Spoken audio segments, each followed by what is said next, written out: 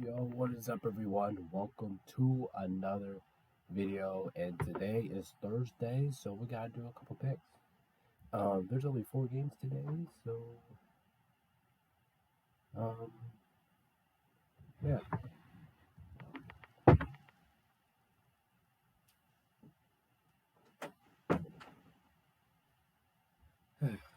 Yeah.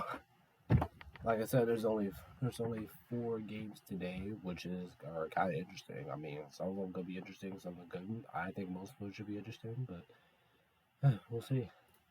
All right, looking back at yesterday, so we are starting off. We got the Heat at the Lakers. I'm impressed. I'm impressed with my Lakers. I'm surprised they won this game. I am super impressed, man. I'm impressed. They won this game without LeBron. I mean, this, I was impressed. All game, I was impressed with the Lakers. I'm not gonna lie. I know. I'm impressed with my team here. Even though the Miami Heat absolutely had a good day here, Jimmy Butler had 27 points. He went 11 for 12 from the field. Bam Adebayo 13 for 23 from the field with 30 points. That's excellent. That's what you need for both of your two stars. I'm gonna consider Bam as a star. But here's the problem though. Kyle Lowry 11 points, 4 for 7 from the field, only taking 7 shots from the field, and had a couple. Well, no, he didn't have any turnovers, but you know what I mean. And here's the real problem. Tyler Hero, 9 points, 4 for 14 from the field, 1 for 5 3-point range, and 4 turnovers. That's a problem for Tyler Hero. Like if you, because we all know what Tyler Hero can do. Tyler Hero is a scorer, but if he's not being that scorer, what y'all need him to be, it's going to be very tough for Miami to win games. And then if you look at Miami's bench, only Victor Oladipo did really did anything on the bench. Well, Max Strus had a couple good things too headed his way, but with a couple playmaking skills. But besides that, that's really the only thing that Miami was really able to do. Basically, Jimmy Butler and Bam Adebayo just set the tone for this game. Meanwhile, for the Lakers, I give my team all the credit they deserve. Dennis Schroeder, 32 points, only took 15 shots, had 32 points. Yeah, what do you think you guys think about that? Thomas Bryant, 21 points, 9 for 11 from the field. That guy's efficient right now. He has had a block. Those two guys have a block right here. Even Pat Bev had a block. James had a steal. I mean, this Lakers team can win games. They proved to me that they can win games even without the stars. Um, and then look at the bench. Russell Westbrook with 22. This is actually one of the games I can say Russell Westbrook actually did good. 8 for 18 from the field, two for 16 from front range, 21 points. Oh my god, he had 7 turnovers, but he had 3 steals, he had 9 assists, 8 rebounds. I mean, I can't say nothing. Basically, the turnovers have to go down for Westbrook. But besides that, this was a good performance by Westbrook. This was a very impressive win for the Lakers. Next up, we got it is the Grizzlies at the Hornets. Yeah. What did you expect? Grizzlies. Like I said, Grizzlies just whooped their ass. This is pretty simple now. Jaren Jackson Jr. 17 points, Dylan Brooks 18 points, Ja Morant 23 points, Desmond Bane 19 points. Even their bench was pretty good. There's no with 8, Rudy with 9, Tillman with 10. I mean, this Grizzly team is just unbelievable right now. And but to be honest, like really, there's really not a lot to talk about in this game. I mean, what did you expect? I mean, just look at the Hornets. Basically, their stars do all the work and then their business shit. I mean, just look at it, John. 16 points from McDaniels. You got 50 points from Washington. You got 23 points from Melo. You got 21 points from Rozier. And since how that happened, that's basically the Hornets offense. Next up, we got the Suns at the Cavs. The Cavs were sleeping in the first half, but the Suns were on the roll in the first half, and then the Cavs caught the Suns sleeping, which made them win this game. I can't really say that the Phoenix Suns deserve to lose this game. They really could have won this game, and I think they could have. But this was another week blowing here by the Suns. And Mikal Bridges, yeah, that's a problem. Mikal Bridges, only 10 points, only shooting 3 15 from the field, only shooting 1 for 4 from 3-point range. He did have some good defense. He had two blocks and a steal, but 7 assists, 4 rebounds, and 1 turnover for -12 on point differential. Nah, that can't happen. If you haven't Cam Bridges performing like that, I don't think you guys are winning too many games. Meanwhile, DeAndre Ayton, 7 for 12, not bad. Only 15 points. I guess that's not bad. 18 rebounds, a block. I mean, assist and a block. Also 3 turnovers. Look at me. Look at Chris Paul. 25 points, 9 for 17 from the field. That's very good for Paul. Landry 7, 14 points. And as you can see there, their bench did absolutely nothing.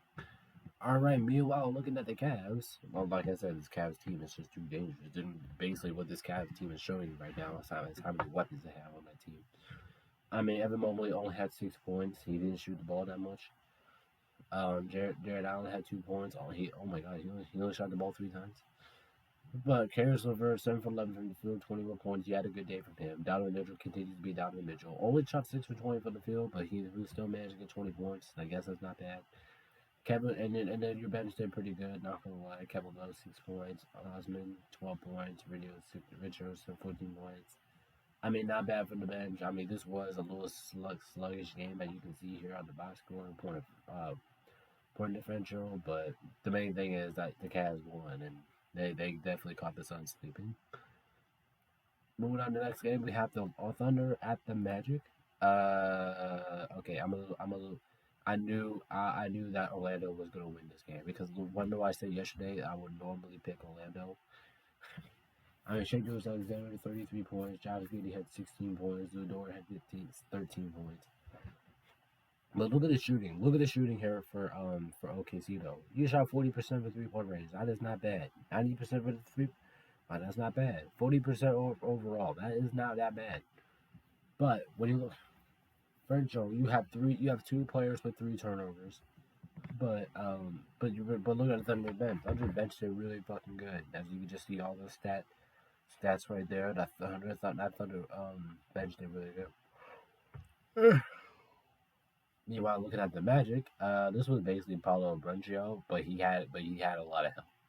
Look at all his starters. He had a lot of help with most of his starters, as you can see there. Even a bench. This I would say this is that was a good team win by Orlando. Like they played as a team. They didn't let Paulo Brunchio do all the work. That's what I need from my Lakers. Like we need players that LeBron just have to do all the work. We need players that can put consistent numbers like you saw there from the Magic. That's why the Magic won this game because they had help. Because Paulo has help. All right, next up we have is Indiana at Philly. I told you this game was gonna be close, but Philly will walk away with it. I knew it. I knew how exactly this game was gonna go when it went that way. Tyler earned 16 points, 7 for 14 from the field. Buddy Hield had 24, 6 for 14 from the field. That's not bad. And then the rest of the starters had double-digit points, which is good. For your bench, it looked like only 2 guys were productive. Besides that, your bench didn't really do anything. So as you take a look there, Harden had 19 points. Royce and Jalen Smith had 17 points. I mean, that's not bad. That's not bad for Indiana. If you're Indiana and you take this loss, it's acceptable. This is an acceptable loss here by Indiana because you lost against a great team without Joel Embiid. I mean, I know this is about Joel Embiid. It's understandable why you know. Meanwhile, looking at the Sixers, this was a team win. Team win. This is a team win when you have 1, 2, 3, 4, 5, 6, 7. When you have 7 players scoring about 10 plus points. I mean, James Harden had a good night, 26 points. Darius Harris almost had 20 points. Tyrese Maxey almost had 20 points as well. DeAndre Melton had 20 points as well. Montrezl Harrell almost had 20 points as well. I mean, when you have that many 20-point scorers, you should be able to win games. But here's why the Pacers. I can't really think of a reason why the Pacers lost this game. This game was just good in tone. That game was good. That game was exciting, and I'm glad that the Sixers won though. Next up, we got the Spurs at the Knicks. This game was way too. Knicks allowed this to be way too closer than necessary, but the Knicks still won, which still made me happy. I mean, meanwhile, look at the Spurs. At this point, I think we can say that their bench did better than their starters. I mean, Keldon Johnson had 26 points short, but Jones had 14 points. But look at the bench. I'm pretty sure the bench did better than y'all. Zach Collins had 16 points. They had 15 points. Richardson had 20 points. At this point, I'm starting to think that San Antonio's bench is better than better than their starters, and that maybe it could be the reason. Meanwhile, looking at the Knicks, Julius Randle had 25 points, only shot 9 for 26 from the field, ice cold, 1 for 8, ice cold. But you did have 5 turnovers, but you had 4 blocks, 4 steals, and 3 assists, so you kind of take that back. Mitchell Robinson only had 4 points. That was a little concerning. Only shooting the ball 3 times. This was Jalen Brunson's night, 38 points, 7 for 27 from the field. He had 4 turnovers, but like I said, when you have 6 assists and 7 rebounds, you kind of make it up for it. And then this was just a team win by the Knicks. Also,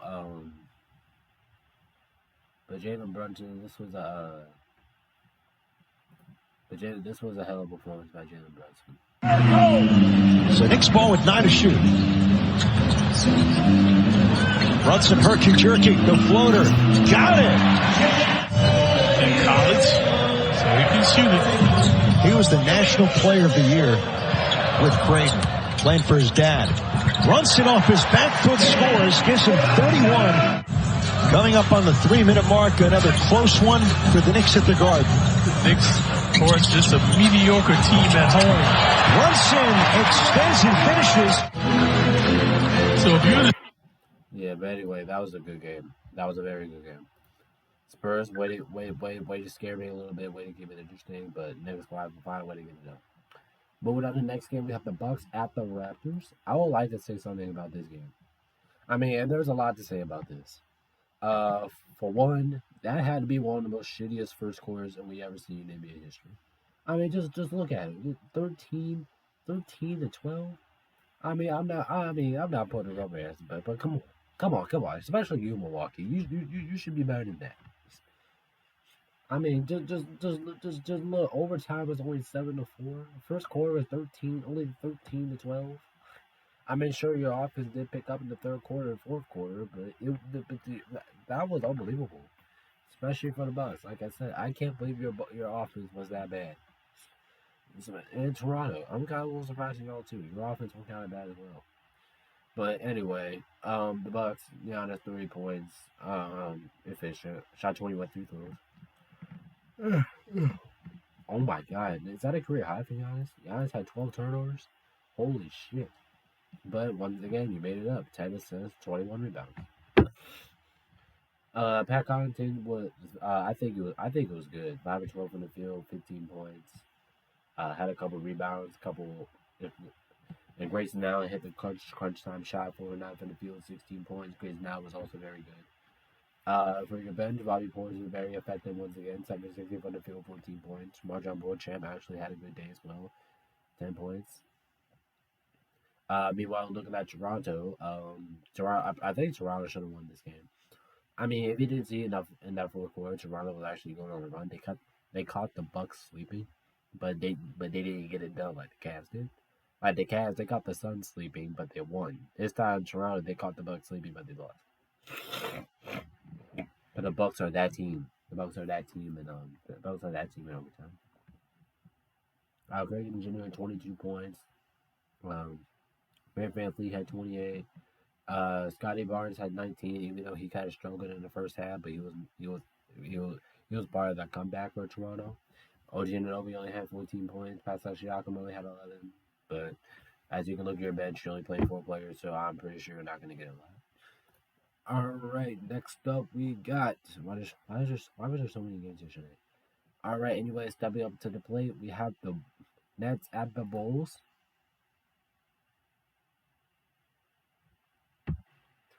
Nets, you might as well just talk about the loss. I mean, first of all, how the hell do you lose to the Chicago Bulls? How the hell do you lose to the shaky Chicago Bulls?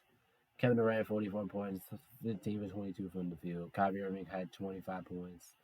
And he had a couple turnovers too. Kevin Durant. Ben Simmons had 7 points for 4 turnovers. And your bench, only Seth Curry only did all the work with 8 for 11 from the field, 22 points. So this was basically just a 3-man show. Meanwhile, looking at Chicago, this was a good team win for them. Williams, DeMar DeRozan both had 22 points each. Nikola had 21. Zach LaVine had 13. Sumbu had 17. As you can see, the turnovers. Williams had the most turnovers on the team. Joe Jr. also had 4 turnovers. but the Bulls deserve to win this game. Shoot 93% from the free throw line, excellent. 53% of the field overall. That's not that bad. I mean, for the Nets, you shot seven. That's the problem. You can't shoot 76% from the free throw line. That cannot happen. And only 32% from 3-point range. If you're gonna do that, you're probably not gonna win a lot of games. But the Bulls snapped the Nets like 15 winning streak, something like that. So to be able to see the Bulls beat the Nets. Oh, no, that's a 12-game winning streak. But to see the Bulls beat the Nets in a shocking fashion, that's a good sign for Chicago moving forward. Next up, we have is Portland at Minnesota. I knew Minnesota was gonna win. I wasn't really that comfortable with picking Minnesota, but honestly, I thought it was. Jeremy Grant, 26 points, 8 for 14 from the field. Also shot 4 for 6 from 3-point range. That's not bad. Damian Lillard, 27 points. Only shot 2 for 9 3-point range. That's not bad. And had a couple turnovers. Vucevic had a couple turnovers. Vucevic, Nurkic, my bad, had a lot of turnovers as well. Anthony Simons also had a lot of turnovers. He only had 16 points. He shot 50% from the field. I guess that's not bad. Sharp had 13 points. That's basically the only person that did productive off the bench. And yeah, once again, this is a problem. You can't shoot 73% from the free-throw line, and you definitely cannot shoot 31% from 3-point range. But for shooting 44 overall, that's not bad. Meanwhile, looking at the Timberwolves, they deserve to win this game. I mean, sure, this was like a one-man show, but and that made right there was Anthony Edwards, 32 points, 11-26 from the field. What else he had? He had 3 turnovers, but he had 3 assists, 7 rebounds. Pretty impressive. Rudy Gobert, 17 points. Which is actually kind of impressive, actually, for Rudy Gobert, 6 for 10 from the field.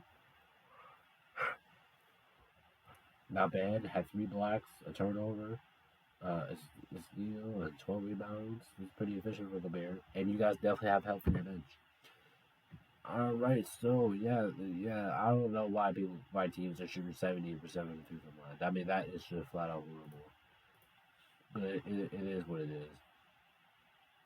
But look at this shot by Anthony Edwards. Look at this real quick.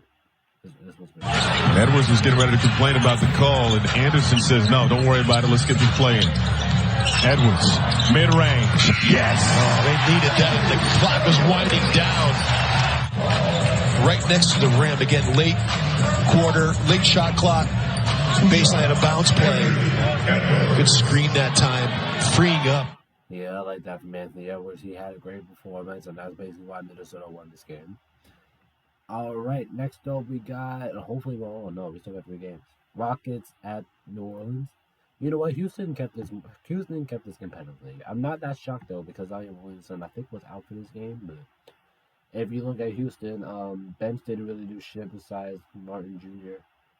Your starters all had double-digit points, which is pretty good, but you guys were managed to lose this game. There's really not a lot to talk about here for Houston, but it is what it is. I mean, Jalen Green had 16. I mean, Johnson Jr. had 14. Gordon had 13. Corey Jr. 11. That's basically just Houston there. Let's see. They shot 31% from the field. For 3-point range. That's kind of not bad, I guess. 66% from the 3-point line is fucking horrible. Meanwhile, looking at the Pelicans, this is a good team win for them. I mean, Fajardo, 13 points, 14 points, Murphy, 14 points, BJ McCollum, 28 points, Valjean, 16 points, Marshall, 16 points. I mean, when you have all those double-digit scores, you should be able to expect it to win. I mean, come on. This is what you call a 3-throw percentage team right here. 88.5%, that is better. It's shooting 46% for the field. Overall, is not bad. All right. Next up we got, it is the Pistons at the Warriors. Warriors, what the fuck was that? What kind of performance did we just witness? I mean, come on, how the fuck do you lose again? I don't care if you lost by 3 points. I'm just wondering how the fuck you lost against Detroit. I mean, Bogdanovic had 29 points. I mean, the Pistons had a lot of double-digit scores. They have a lot of double-digit scores. And that's basically why the Pistons won this game, because they had so many double-digit scores to win this game. Warriors, this is basically just Klay Thompson, 11-23 on the field. Got some help from Jordan Poole, though, and a couple of your bench players. But besides that, revenge didn't really do it that much, and I was kind of shocked that the Warriors lost this game. I mean, there's really nothing to talk about here. It's just stunning that the Warriors lost this game. All right, and last but not least, it's the Hawks at the Kings. This game was very fucking good. I honestly thought the Kings could pull it away but they didn't. But I'm not shocked by it. And this should be a loss that the Kings fans should take, and they should accept this. I mean, John Collins had 22 points, 122 points as well. Trae Young and Dante Murray had 21 points. I mean, when you have 4 20-point scorers, you should be expected to win the game. I mean, and you got Bogdanovic got some help with 17. So when you have that many double-digit scorers, especially 20-point scorers, I'm pretty sure you're gonna win the game. See, this is what I'm talking about right here. Shooting 90% of the threes a lot. That's a good three-point shooting. That's the exact definition of a good three-point shooting team. All right, moving on. Looking at Sacramento, they kind of had the same thing. I mean, Swan's 20 points. James LeBron 22 points. Darren Fox 25 points. Kevin Huerter 24 points. I mean, the Kings are putting up good performances. They just fell short, which is kind of acceptable. Because, like I said, this Kings team is fun to watch. I don't care they lost this game. They played their asses off. All right, and that is it for the review for yesterday. So let's get into today's predictions. There's a lot of good games today. Maybe, well, one of the three is not going to be good. And which is this one. It's the Grizzlies at the Magic. I don't care. The Magic just won. Memphis is way too fucking hot right now. Memphis is too hot. Memphis is going to keep rolling. I have the Memphis Grizzlies absolutely beat the shit out of the Magic. Yes, I don't care that the Magic won. The Grizzlies are way too hot. They look way too fucking good. Basically, it doesn't matter if Ja Morant is out for that team. But basically, it doesn't matter who's out for this team. They can still go out there and kick their ass, which is kind of impressive because they've done this for the last 2 years. But anyway, I think it's similar playing in tone. I think Memphis, even though they're kind of short-handed here, I think they're still going to kick their ass because Memphis has that kind of team. Next up, we got the Celtics at the Mavs. I'm actually going to take the Mavs to win this game narrowly. The reason why I'm picking the Mavs here because the Celtics have looked a little slumpy recently, but there are favorites, and both teams don't really have nobody injured. So I wouldn't be surprised if the Celtics win this game, but the reason why I'm picking the Mavericks here because, the Celtics defense allowed 150 points on the Thunder. That kind of concerns me when Luka Doncic has been on a roll. So if the Celtics wants to win this game, then Jason Tatum and Jaylen Brown are both going to have to go off. And can your defense stop Luka Doncic against a player that has not really been stopped this year? That kind of gives me a little bit of concerns there. I don't think the Celtics defense will be able to. I mean, I expect this game to be close, but I think the Dallas Mavericks are going to come back from behind. They're going to get past the Celtics. Luka Doncic is going to do a step back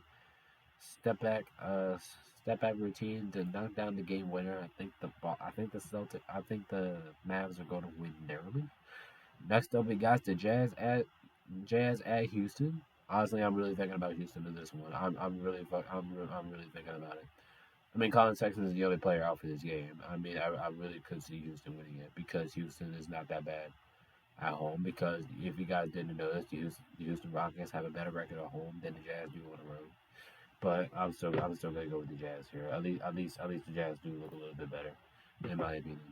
I wouldn't be surprised if Houston won this game because, like I said, it's just there. Houston has a better record at home than Utah does on the road, but I see Jalen Green and Lauri Markkanen also having big nights. I expect Jalen Green though to have more help than Lauri Markkanen does, especially with Colin Sexton out. So with that being said, I'm more comfortable about picking the Jazz here than Houston.